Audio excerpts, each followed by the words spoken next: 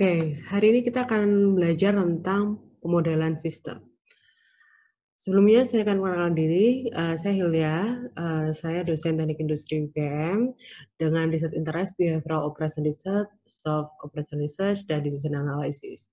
Nah, untuk pemodelan sistem ini adalah bagian dari mata kuliah sistem dynamic yang saya ampu. Jadi teman-teman yang ambil sistem dynamic bisa langsung email saya untuk komunikasi setengah semester ke depan di hilya.mutrika@ugm.ac.id. Nah, ini adalah course outline kita untuk sistem dynamic setengah semester pertama, yaitu adalah pengenalan sistem modeling, sistem thinking dan soft system methodology, introduction to system dynamic, system archetype, causal loop diagram, dan diakhiri dengan behavioral operation research. Nah, ini adalah grading system kita. Jadi assignment, group work, dan midterms exam adalah totalnya adalah 50%. Jadi jika saya memberikan tugas, maka tugas tersebut bobotnya adalah 10%. Tapi jika saya tidak memberikan tugas, maka bobot untuk tugas itu saya alokasikan untuk tugas kelompok, yaitu sehingga tugas kelompok kalian akan jadi 25%. Dengan bobot UTS adalah 25%. Nah, setelah saya serahkan bobot 50% selanjutnya ke dosen pengampu ke depannya. Nah, ini learning kontrak kita, jadi nggak ada kuis susulan. Jadi kalau teman-teman nggak ikut kuis, berarti nilainya adalah 0 gitu. Atau nggak ikut tugas, berarti nilainya adalah 0. Tapi kalau andai kata teman-teman sakit yang ditunjukkan dengan surat dokter, atau ada keperluan lain yang diizinkan oleh departemen, maka bisa dipertimbangkan untuk melakukan kuis susulan. Nah, karena di sistem dynamic ini nantinya akan ada tugas kelompok, teman-teman bisa membuat kelompok, dan jika tugas tersebut terlambat, maka dianggap tidak mengumpulkan tugas. Dan perlu diingat bahwa tugas ini bernilai 25%, jadi sangat signifikan terhadap proses grading hasil akhir nilai kalian nantinya. Nah, dan karena tugas kelompok ini terdiri dari beberapa members, dan jika member dari kelompok tersebut tidak berkontribusi ke kelompok kalian atau sering kita sebut dengan free rider, maka teman-teman nggak usah sungkan, langsung bilang ke saya yang tidak berkontribusi tersebut akan tidak mendapatkan nilai untuk tugas besar. Nah, seperti saya jelaskan tadi, komunikasi untuk untuk sistem dynamic ini setengah semester ke depan hanya via email ke email saya. Nah, sebelum kita ngomongin tentang pemodelan sistem, kita harus tahu sendiri apa sih itu sistem gitu. Nah, karena hari ini dan kesempatan semester depan kita akan online class yang dikarenakan karena coronavirus. Nah, menurut teman-teman coronavirus itu sistem bukan sih? Atau penanganan COVID itu sistem bukan sih? Bumi kita itu sistem bukan sih? Sistem pencernaan atau metabolisme itu adalah sistem bukan sih gitu ya. Tata kota itu atau kemacetan itu atau industri itu sistem bukan sih? Lingkungan pekerjaan itu sistem bukan sih? Bahkan mungkin kalau kita berada di kelas, saya dosen dan teman-teman mahasiswa, apakah itu sebuah sistem? Kalau di keluarga, misal ada ayah, ada ibu, ada anak, itu apakah itu sebuah sistem? Jadi menurut teman-teman apa sih itu sebuah sistem gitu kan? Nah, menurut International Council of System Engineering, sistem itu adalah sebuah kumpulan dari berbagai elemen yang berbeda, dan jika mereka bersama-sama, mereka akan menghasilkan sebuah hasil yang berbeda. Maksudnya adalah hasil yang didapatkan jika elemen-elemen itu bersatu. Maksudnya, misal kita punya gajah gitu kan ya.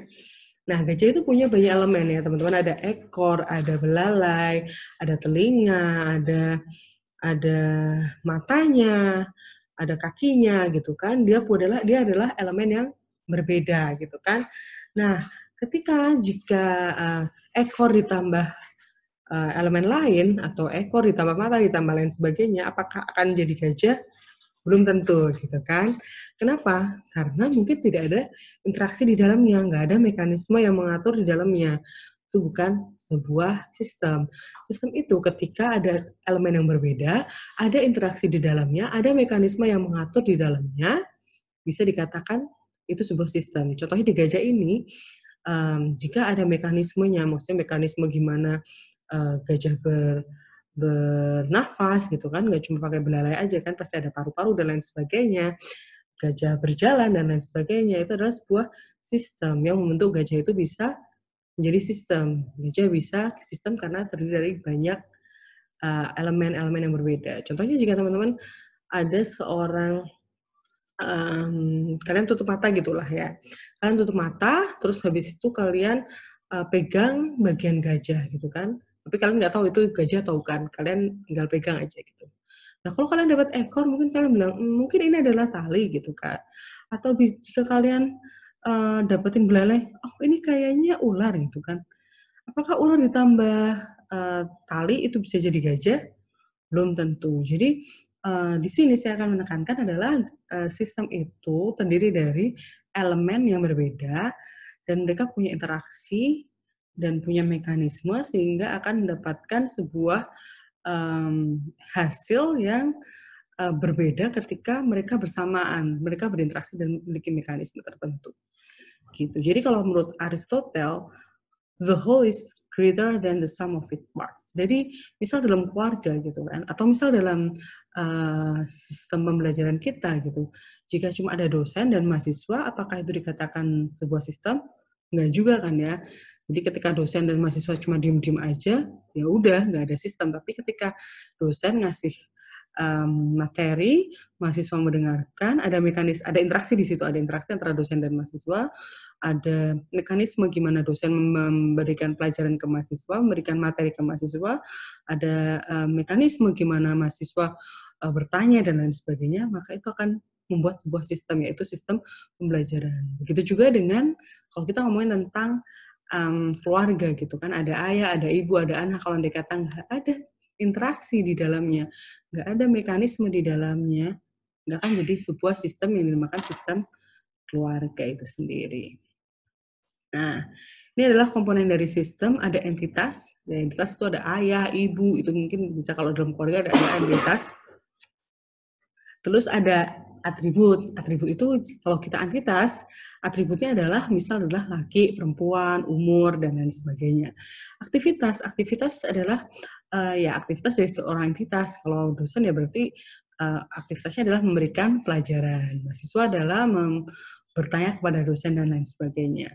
Ada state, ada event, dan ada endogenus dan exogenus. Endogenus, exogenus ini adalah aktivitas yang endogenus berada di dalam sistem dan exogenus yang berada di luar sistem. Nah, sekarang kuisnya adalah teman-teman tolong berikan sedikit penjelasan tentang state, event, dan event. Apa beda state dan event? Dan initial state. Nah, ini adalah karakteristik dari sebuah sistem. Sistem itu pasti punya tujuan. Contohnya adalah sistem pernafasan gitu. Tujuannya adalah bisa memberikan pernafasan yang baik pada tubuh manusia, atau sistem sistem pencernaan atau sistem pembelajaran dan lain sebagainya. Jadi harus memiliki tujuan yang khusus, atau sistem evakuasi. Let's say kalau sistem evakuasi, jadi teman-teman memiliki tujuan yaitu menyelamatkan manusia atau menyelamatkan sekelumpulan orang sebanyak-banyaknya dalam waktu yang sesingkat-singkatnya. Contohnya seperti itu. Lalu ada dependensi, yaitu keterkaitan antara satu dengan yang lainnya. Dan ada mekanisme seperti yang saya katakan tadi di awal. Ada environment, ada lingkungan yang dimana entitas itu berada. Dan ada boundary. Boundary ini penting dalam sebuah sistem. Kenapa? Kalau nggak ada batasan, kita bisa jadi nanti kita akan ngomongin tentang modelkan sebuah sistem. Kalau kita nggak ada batasan, nanti kita akan berakhir dengan modelkan seluruh dunia gitu kan, yang mana itu adalah sangat-sangat susah. Jadi ada batasannya. Kalau sistem pencernaan berarti untuk pernafasan kita abaikan karena batasannya adalah pencernaan gitu, dan selanjutnya. Nah, tipe sistem itu ada dua, salah satunya adalah discrete dan continue. Apa tuh beda discrete dan continue?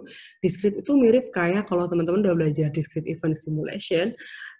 Jadi kalau itu masuk ke dalam discrete karena dalam satu waktu tertentu ada entitas dalam jumlah tertentu. Contohnya adalah, misal kalian ngomongin tentang antrian bank gitu kan, di antrian bank dalam 10 menit pertama ada 5 customer, 20 menit kedua, 20 menit pertama ada sekian customer dan selanjutnya. Beda dengan continue, kalau continue itu kayak kecepatan gitu kan, kecepatan sebuah mobil. Dalam kurun waktu tertentu ada gradual number gitu kan. Jadi kalau misal kita ngomongin tentang kecepatan, kita nggak akan ngomong kecepatan dari 80 ke 60 itu akan langsung 80 drop to 60. Pasti ada 80 gradually decrease ke 60. Nah, itu namanya adalah sistem yang continue. Nah, sekarang teman-teman bisa cari contoh apa sih contoh sistem yang discrete dan sistem yang continue. Nah, setelah kita ngomongin tentang sistem dan apa itu sistem gitu, kita akan ngomongin tentang kenapa sih kita butuh memodelkan dan mensimulasikan sebuah sistem. Nah, ini teman-teman tahu nggak ini gambar apa? Ini adalah gambar Burj Khalifa yang ada di Dubai kalau teman-teman pernah ke sana. Nah, kenapa kita harus modelkan sebuah sistem? Kenapa kita harus modelkan, contoh let's say kita ngomongin Burj Khalifa, kenapa kita harus modelkan Burj Khalifa dulu sebelum membangunnya? Ya, as simple as, ya kalau nggak dimodelkan dulu, ya nanti biaya mahal. Kalau cuma try error, misal, oh kan itu kan tingginya cukup tinggi ya di dunia ini ya, Burj Khalifa. Nah kalau kita asal try error tingginya sekian tanpa kita tahu pondasinya berapa dan lain sebagainya, jika kita salah perhitungan, hasilnya, cost-nya juga akan tinggi. Itu juga dengan nggak cuma tentang Burj Khalifa yang mungkin dimodelkan dengan kalau orang arsitek mungkin dengan blueprint dan lain sebagainya. Nah, bisa juga dengan evakuasi, itu adalah sebuah sistem ya kan. Kenapa kita harus modelkan evakuasi? Kenapa kita harus mensimulasikan evakuasi? Karena ketika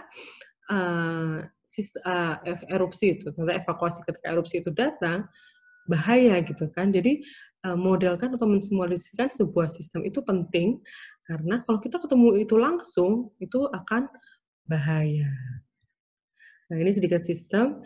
Sistem itu ada dua tipe. Jadi kita bisa bereksperimen dengan sistem yang langsung atau kita bereksperimen dengan model dari sebuah sistem. Model dari aktual sistem gitu. Nah, yang kita akan omongkan dalam setengah semester, bahkan 1 semester ke depan, kita akan ngomongin tentang model dari aktual system. Bukan kita nggak akan ngomongin tentang eksperimen dengan the real system. Gitu. Nah, bisa dibagi menjadi dua, yaitu physical dan mathematical model. Nah, physical model mungkin bisa kita ngomongin tentang bangunan dan lain sebagainya, tapi kita lebih ke mathematical model. Nah, mathematical model di sini akan dibagi menjadi dua, yaitu analytical model yang mana teman-teman mungkin udah belajar tentang tools optimasi ya di mata kuliah lain. Nah, di mata kuliah ini, yaitu kita akan ngomongin tentang sistem dynamics ke depannya, kita belajar tentang simulasi. Nah, setelah itu kita akan ngomongin tentang apa itu modeling. Nah, teman-teman bisa lihat di gambar ini, gambar apa? Gambar manekin gitu kan ya. Gambar model gitu, model jalan di catwalk ya kan? Apa itu model? Apakah model itu jalan di catwalk atau apa gitu kan? Nah, kalau teman-teman ngomongin tentang manekin atau model yang jalan di catwalk itu adalah sebuah proses memodelkan gitu. Kenapa bisa dikatakan sebuah proses memodelkan? Karena secara tidak langsung di mental model kita bisa melihat gimana sih kalau baju itu kira-kira dipakai ke kita gitu, dipakai ke orang gitu kan. Soalnya kalau andai kata cuma dilipat gitu kan, kita nggak bisa membayangkan gimana baju itu kelihatannya nampak cantik atau enggak ketika kita akan pakai. Nah, maka dibutuhkan manekin atau model yang berjalan di catwalk. Itu juga sebenarnya untuk model atau simulasi yang akan kita lakukan gitu. Jadi at least kita bisa melihat atau memprediksi gimana sih kira-kira aktual sistemnya gitu, tanpa harus kita tahu tentang apa, kita melewati atau menjalani aktual sistemnya. Nah, model itu is similar, maksudnya adalah Mirip, bukan sama, gitu kan? Mirip dengan aktual sistem yang akan direpresentasikannya. Jadi ingat, dia itu mirip. Nah, kalau modeling adalah proses memodelkannya itu, gitu. Pakai apa? Bisa macam-macam, gitu kan? Bahkan, kalau kita ngomongin modeling, nggak langsung kita ngomongin, oh, udah simulasi, gitu. Nggak. Modeling bisa macam-macam, teman-teman. Bisa blueprint, bisa manekin, bisa lain sebagainya. Bisa prototype juga adalah salah satu bentuk dari pemodelan, gitu. Nah, apa itu good model gitu? Apakah good model itu adalah yang benar gitu kan? Model yang benar itu adalah model yang good model gitu. Model yang baik gitu. Nah, sebenarnya nggak ada yang namanya model yang benar gitu. Tapi adanya adalah model yang berguna. Nah, masih ingat teman-teman di awal-awal pandemi ini banyak sekali para modeler berlomba-lomba untuk bikin simulasi atau bikin model untuk memprediksi kapan sih COVID itu berakhir gitu. Apakah Maret, April, Mei, Juni dan selanjutnya. Bahkan ada yang memprediksi tahun depan gitu, akhir tahun depan dan selanjutnya. Nah, yang udah prediksi di awal-awal akan berakhir bulan Juni atau berakhir bulan Mei, apakah mereka benar gitu kan? Apakah yang prediksi di akhir tahun, apakah itu juga benar gitu. Jadi sebenarnya model itu nggak ada benar dan nggak ada yang salah gitu. Model itu adalah model yang berguna, at least berguna untuk prediksi kita bisa prevent dari the worst case dari real system gitu. Let's say kalau ngomongin tentang COVID, kalau beneran COVID itu diprediksi akan berakhir akhir tahun gitu, kita bisa tahu apa sih langkah-langkah konkret yang harus kita lakukan biar kita bisa at least survive dari COVID tersebut gitu ya, efek dari COVID tersebut. Nah, a good model itu juga adalah trade-off dari simplicity dan realism. Maksudnya adalah kadang-kadang kita terlalu idealis, ingin modelkan semirip mungkin dengan aktual sistem. Tapi ketika kita ngomongin tentang idealis dan pengen memodelkan semirip mungkin dengan aktual sistemnya, kita ada trade-off dengan simplicity. Semakin kompleks kita akan modelkan. Contohnya, kita akan modelkan sistem pembelajaran. Ada dosen, ada mahasiswa. Dosennya juga cabang tuh. Dosen A, dosen B, dosen C, dosen D. Juga ada tenaga pendidiknya, ada lain sebagainya. Nah, kalau kita ngomongin tentang itu, kita nggak akan ada habisnya gitu kan. Nah, kadang-kadang di dalam pemodelan sebuah sistem, ada namanya jargon namanya KISS. Keep it simple, stupid. Jadi, sebisa mungkin model itu adalah sederhana dan bisa merepresentasikan aktual sistem, even though itu susah gitu. Jadi itu trade off antara realism dan simplicity. Nah, ini adalah good model. Salah satunya adalah good model itu harus punya objektif yang jelas gitu. Objektifnya adalah misal evakuasi. Evakuasi apa? Evakuasi kebakaran lah, evakuasi erupsi kah? Erupsi di mana? Atau kebakaran di mana, apakah kebakaran hutan atau kebakaran di dalam bioskop yang mana, dan lain sebagainya. Harus tujuannya jelas. Atau simulasi tentang tata letak pabrik dan lain sebagainya. Mungkin harus jelas pabrik yang mana, bagian yang mana, gitu ya. Nah, terus harus traceable, jadi codingnya bisa di-trace satu persatu. Lalu truthful, jadi relevant properties-nya itu harus di carry over benar-benar gitu kan. Dan seperti saya katakan lagi, good model itu harus simple but not too simple. Jadi simple tapi nggak terlalu simple. Nah, agak susah. Jadi nanti mungkin akan teman-teman tanya gimana batasan untuk menyatakan model itu udah cukup simple tapi realism. Tergantung lagi, itu balik lagi ke modelernya. Nah, dan good model itu bisa digunakan kembali. Maksudnya adalah dia reliable. Nah, selanjutnya kita akan ngomongin tentang simulasi. Apa itu simulasi? Jadi simulasi itu adalah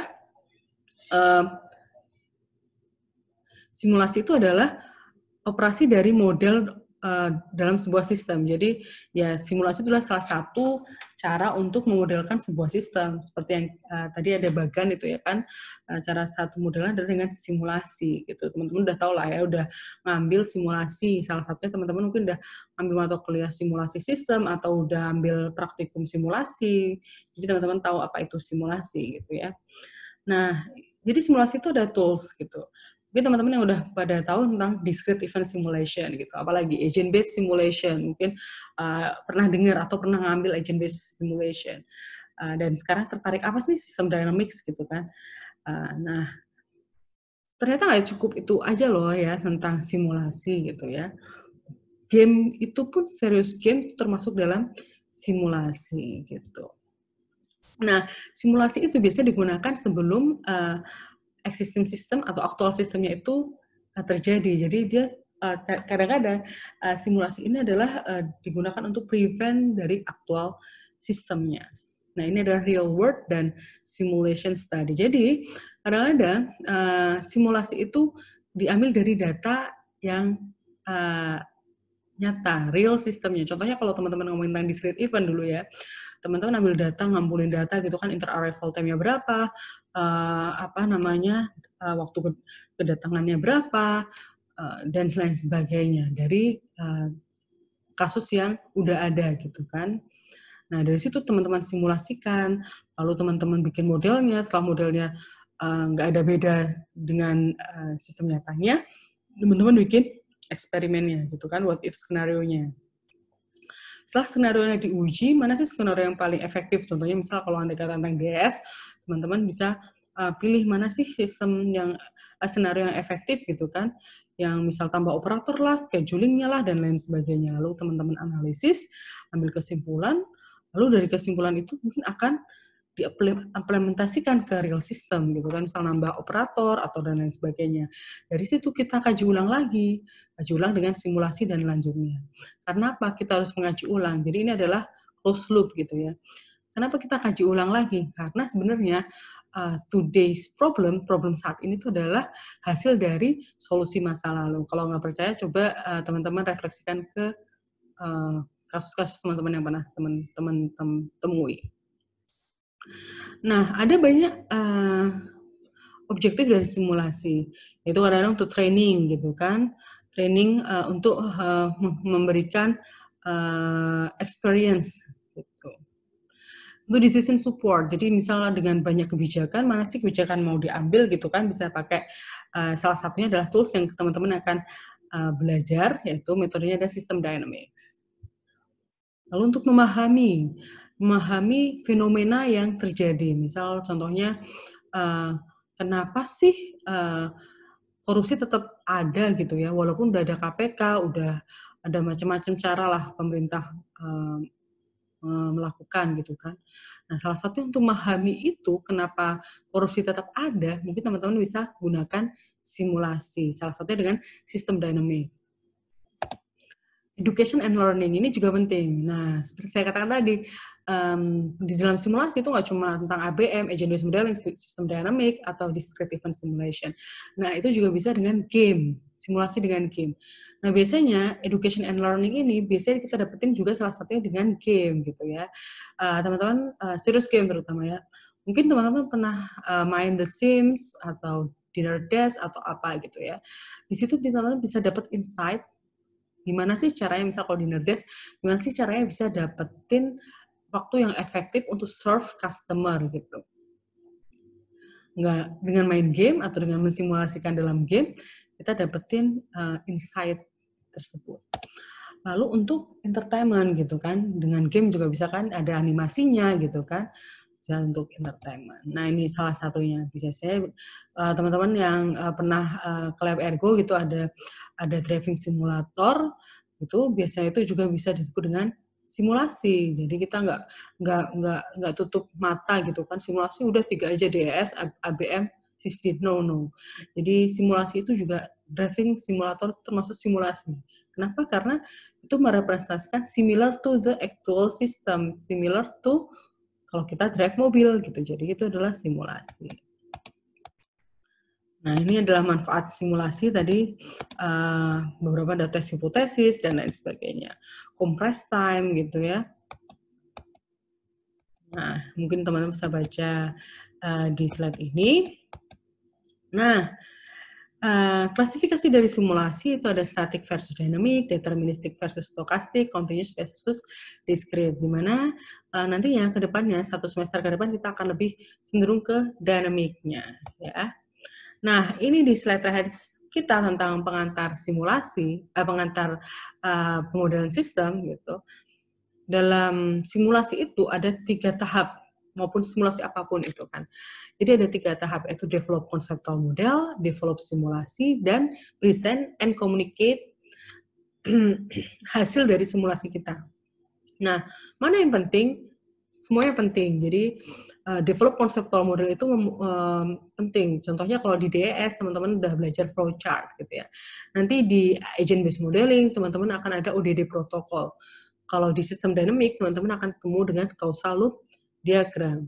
Itu adalah model konseptual sebelum kita bangun simulasi. Nah, selanjutnya setelah kita punya konsepnya gitu kan, kalau mau bikin-bikin kan kita bikin konsepnya dulu tuh.